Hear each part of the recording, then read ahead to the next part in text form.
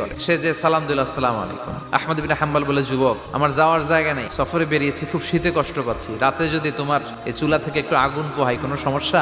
যুবক বলে, না না সমস্যা না, আহলান ওয়া সাহলান, বসে আমদের আসেন আসেন, আপনি আগুন পোহাইলে আমার সমস্যা কি? আল্লাহ শুকরিয়া করে উনি বসলেন আর আগুন পোহাচ্ছেন। আর খেয়াল করলেন যুবক রুটি বানায় আর পরে আস্তাগফিরুল্লাহ, রুটির দলা বানায় পরে আস্তাগফিরুল্লাহ, খামির বানায় আর পরে আস্তাগফিরুল্লাহ, খালি এইটাই পড়তেছে। ইমাম আহমদ ইবনে হাম্বল তো অবাক, কিরে এটা আবার কেমন যুবক, খালি আস্তাগফিরুল্লাহ। উনি প্রশ্ন করলেন, যুবক ঘটনা কি? আসার পর থেকেই তোমার দেখতেছি তুমি রুটি বানাও, রুটি বিক্রি করো আর পড়ো আস্তাগফিরুল্লাহ।